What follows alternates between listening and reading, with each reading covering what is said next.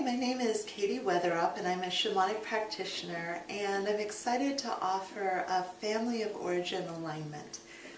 Especially as we go into the holiday season, whether you're in touch with your family or spending time with them or not, family of origin stuff seems to come up. And for a lot of people, you go out into the world and you really define a family of choice and experience that's the right culture for you. And yet there are these ties, and there are these people that you grew up with where you needed to adapt to the family culture. And in some cases that's pretty benign. You're related to, reasonably psychologically and emotionally healthy people. And in other cases it can be pretty grim. But regardless, I think we benefit from energetic work to get that relationship up to date, whether you're in touch with your family or not. And so one of the things I often see, I've done a lot of soul retrieval work, which I highly recommend, but that in growing up, often our parents can put their ideas or their energy into our energetic field. So at the most benign, this might look like, I totally want my little 2-year-old to be completely protected from the world, but as a 38-year-old, for example, it's not so good to have mama bear protection energetic shields wrapped around you, and having family members relate to you from the sort of loving, protective, you're helpless and I want to take care of you, might have some sweet moments. There's certainly times where I'm like, I just wish somebody would fuss over me today. I'd really like to not have to adult every day. Could I just, once a month, have a day off where I got to, have somebody make me dinner and fuss over me. But in general, in life, we want to stand in our own power. We want to stand in our own energy. And so having this program, this energy, it's disruptive and it's intrusive, and it gets in the way of us just being in a really clear, energetically congruent place. So it can become problematic. And at the less lovely end of the spectrum, there's the parents who just have really strong ideas about who their child should be. My son needs to follow in my footsteps. I know the way to do the world. So if you have a family with a really strong framework, that can get imposed into your field in a way that it's like running a program that isn't yours. And what I would say about the people who are drawn to work with me is it's often souls that are marching to the beat of a different drum, because the people who are really aligned with the cultural dominant way of thinking and absolutely lockstep just think this whole weird shamanism thing I do is nuts, and they want no part of it. So it's sort of a self-sorting at the point where I said I'm a shamanic practitioner, where the people who really having their path laid out for them and being in agreement with sort of society norms would have changed the channel. And there's nothing wrong with that. I know people who are super happy playing the winning at life by having the soccer van and the kids and the upward mobility and the house and the track, really genuinely good, kind, amazing, happy people. But the people who come to me are often people who achieve that and aren't so happy with it, or just never felt called to that. And if you have that program in your field informing you from someone else, it can be really disruptive. So shamanic work is great for extraction. So I just want to clear out the energy that was put into you.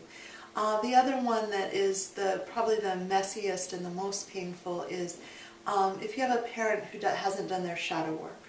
So what I mean by this, there's a great book by Debbie Ford called The Dark Side of Light Chasers, and whether you do this program or not, I highly recommend it. It's a quick read. But it's worth understanding how it's very uncomfortable to sit in self-hatred. So the things that we really hate about ourselves, the things we really judge about ourselves, we don't really want to sit with them unless we're, willing to kind of sit ourselves down and do the inner work to really look those in the face, which I, again, very highly recommended. But a lot of people don't, and a lot of parents don't. And so the escape from that is to make someone else bad and wrong. And so the great irony sometimes with people who haven't done their shadow work is they're loudly and vigorously condemning people for the very thing that they do. And you're like, what the hell? You're accusing me of this thing that you do in spades. The word hypocrisy comes up a lot. And sometimes it's not exactly the same thing. It's the part that they've disowned. So they're holding themselves accountable to something that they're very angry at someone who seems to be doing just fine, who doesn't hold that same value. And we're not talking about like fundamental character things like nobody's really down with the whole lying and cheating and, you know, absolute lack of ethics and borderline sociopath. Like, I'm not talking about that, but it's more if someone's more of an options open, go with the flow, someone like me who's really like, I want to plan, I want closure, I want to know a couple days in advance what I'm doing, I get very unsettled with that. And when I was younger, I used to make up a lot of stories about how that was bad and wrong. Now I just recognize it as a style difference and plan accordingly when I'm, you know, connected to somebody who's more of a go with the flow kind of person. So if your parent had some things they hated about themselves and you were the person that they projected that onto, you probably got a lot of really ugly messages about yourself, a lot of bad mirroring, a lot of shaming. And one of the more damaging things that parents can do to their children growing up is when all the mirrors around them are really distorted. Because at the social interaction level, when we're forming our idea about who we are, we look into the mirroring of people around us. And nobody's ever an absolutely perfect, flawless mirror. Whenever you're mirrored by another human, they have their own biases and their own experiences. But someone who has unresolved self-hatred and hasn't done shadow work is going to project what they hate about themselves onto others and then mirror back to others that they're a bad person because of that. And there's a lot of pain that comes with that. So again, while there are certainly emotional and psychological elements of this, I'm interested in going after the energetic elements and extracting whatever other people didn't like about themselves, especially when you were in the vulnerability of growing up. Because as adults, we have a lot more capacity to say, that's BS. Like, that is a ridiculous mirror. No, I don't accept that. In fact, you're not allowed to be in my life if you're going to, you know, project your stuff onto me. I'm not down with being your mirror in that way. There's no win for me. But if as a child, we don't have the same freedom of movement. We can't choose to leave the classroom. We can't choose to leave our family of origin.